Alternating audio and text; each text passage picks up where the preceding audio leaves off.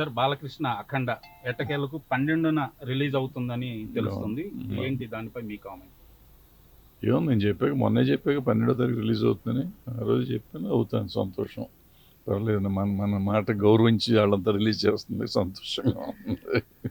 So 12వ తారీఖు చాలా చిన్న సినిమాలు ఉన్నాయి, వాటికి ఈ అఖండ వలన ఎఫెక్ట్ పడుతుంది. వాళ్ళందరూ కూడా వాళ్ళ సినిమాల్ని పోస్ట్పోన్ చేసుకోవాల్సిన పరిస్థితి వచ్చింది.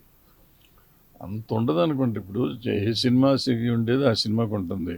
పెద్ద సినిమా వస్తే చిన్న సినిమా ఆడదు అనేది, ఆడే సినిమా ఎప్పుడైనా ఆడుతుంది, ఆడని సినిమా ఎప్పుడూ ఆడదు. ఈ సినిమా వచ్చేసరికి ఆ సినిమా చంపేస్తుంది అనేది ఉండదు. థియేటర్స్ కొంచెం అంటే ఇది లేదనుకుంటే థియేటర్స్ కొంచెం ఈజీగా ఉండి కొంచెం ఇబ్బంది అవుతుంది. నెంబర్ ఆఫ్ థియేటర్స్ వాళ్ళు సపోజ్ ఫర్ ఎగ్జాంపుల్ 100 థియేటర్లు చేద్దాం అనుకో, ఆ చిన్న సినిమాకి 100 ఉండవు, 50 ఉండొచ్చు, అట్లాంటివి జరుగుతాయి. సో అఖండ ఇష్యూలో మేజర్ మిస్టేక్ ఎవరిది అనుకుంటున్నారు? ఎవరిదే ఉంది మిస్ప్లానింగ్. ఈ మధ్యకాలంలో సినిమాలు మెజారిటీగా మనకి నష్టపోతుంది ఓవర్ బడ్జెట్.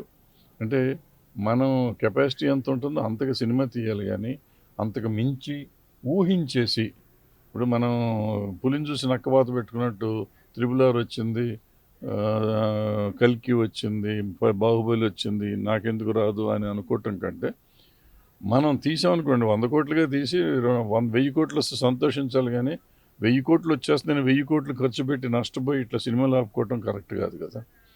ఇప్పుడు బాహుబలి కూడా ముందు ఫస్ట్ పోర్షన్ 100కే తీశారు, రెండో పోర్షన్ వచ్చేటప్పుడు 300 తీశారు, తర్వాత సినిమా 400 కోట్లు, RRR 400, 500 చేశారు. అట్లా ఒకదాని తర్వాత ఒకటి పెంచుకుంటూ పోవాలి తప్ప ఈ ఊరికే వచ్చేస్తుంది అనుకుంటే ఎక్కడి నుంచి వస్తాయి డబ్బులు. ఆయన బాలకృష్ణ గారి సినిమా 100, 150 దాకా చేస్తుంది.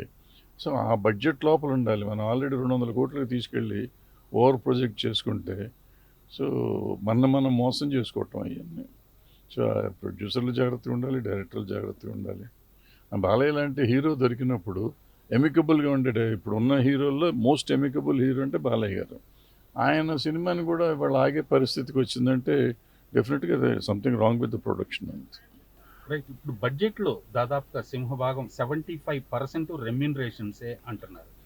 అది తగ్గించుకునే మార్గం ఏంటి సార్? ఏముండదు, అది ఎవరు తగ్గిస్తారు. తగ్గించాలని మనం చెప్తాం.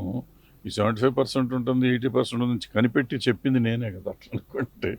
బట్ అవ్వట్లేదు, తప్పదు.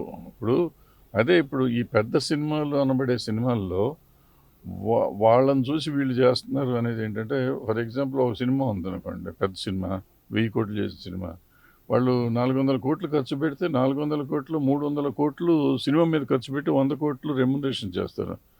వాళ్ళు 400 కోట్లు చేశారు, నేను 400 కోట్లు చేయాలని చెప్పి నేను 300 కోట్లు రెమ్యునరేషన్స్ ఇచ్చి 100 కోట్లతో సినిమా తీస్తున్నాను. సో మీకు సినిమా క్వాలిటీ తగ్గిపోతుంది, కంటెంట్ తగ్గిపోతుంది. అక్కడ కంటెంట్ ఉంది కాబట్టి సినిమా ఖర్చు పెడుతున్నారు, తీస్తున్నారు. ఇక్కడ కంటెంట్ కాదు, ఇక్కడ పులిని చూసి నక్కవాత పెట్టుకున్నట్టు రేట్లు పెంచేసుకుని కాస్ట్ పెంచామని చెప్పుకోవటం తప్ప ఇక్కడ ఏం లేదు. అంటే సినిమా ప్రొడక్షన్లో హీరోని, మెయిన్ టెక్నీషియన్స్ని కూడా భాగస్వాముల్ని చేస్తే ఈ సమస్యకు కొంత పరిష్కారం దొరికే అవకాశం ఉంది. చేస్తున్నారు, చేసేవాళ్ళు చేస్తున్నారు. అవన్నీ సమస్యకి పరిష్కారాలు అనేది ఏమి ఉండదు. మనం రియలైజ్ అవ్వాలి. నేను చెప్పినప్పుడు మీరు చెప్పినట్టు షేరింగ్ ఉంటే వస్తాయి, లేకపోతే పోతాయి, అట్లా చేసుకోవచ్చు, తప్పులేదు. బట్ దానికి కూడా లిమిట్ ఉండాలి కదా. ఇప్పుడు సినిమా చేసి నాకు మొత్తం అంతా నాదే, భారతదేశం అంతా రైట్స్ నాయి అంటే నాకు ప్రొడ్యూసర్కి ఏమొస్తాయి మళ్ళీ? ఆ షేరింగ్ ఎంత, ఈ హీరోకి ఎంత, డైరెక్టర్కి ఎంత, ఆర్టిస్టులకి ఎంత, హీరోయిన్కి ఎంత, అట్లా పెట్టుకొని చేసుకుంటే బాగానే ఉంటుంది. దానికి ఒక లిమిట్ ఫిక్స్ చేసుకుంటే బాగుంటుంది.